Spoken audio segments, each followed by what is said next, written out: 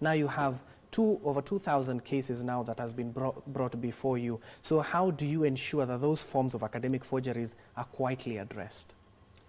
Okay, so some of the allegations that we receive, because we receive reports from individuals, some of them we also get them out of our own initiatives.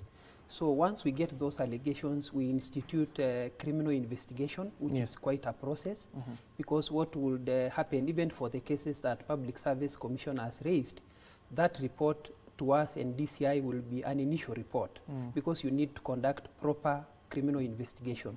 And what this will entail is to now go to those institutions where persons are said to have qualified, record statements from the specific officials in those organizations, get additional documents. We also go to the extent of getting bank statements to establish that these people actually earned out of the forged academic certificates, after which we now send the files to the DPP.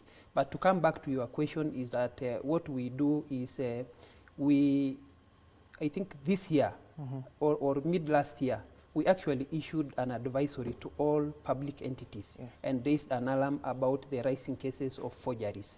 And what we advised the institutions were that they need to undertake due diligence, because I do agree with him.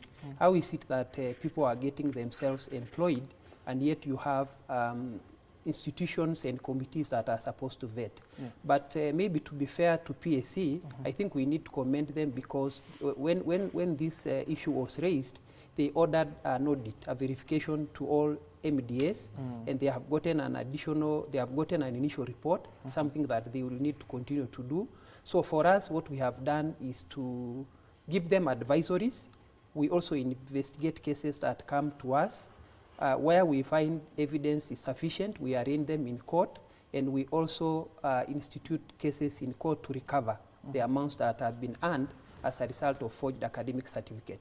Fourthly, as soon as we charge an official in court, the Anti-Corruption and Economic Crimes Act provides that somebody should be suspended on half duty, and I mean half salary, until the case is determined. So we also write to the institutions and tell them that we have charged so and so, you need to suspend them from duty.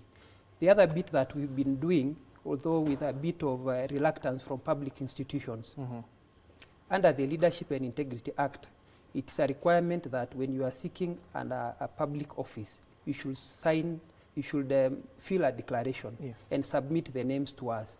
So once we get those names, we also provide information which is in our custody. For example, somebody may have been charged in court, or we are currently investigating academic forgeries against them. So those are some of the measures that we've taken. Yes. And of course, we'll be also coming back to the Chapter 6 of the Constitution, which any public officer ought to uphold and adhere to.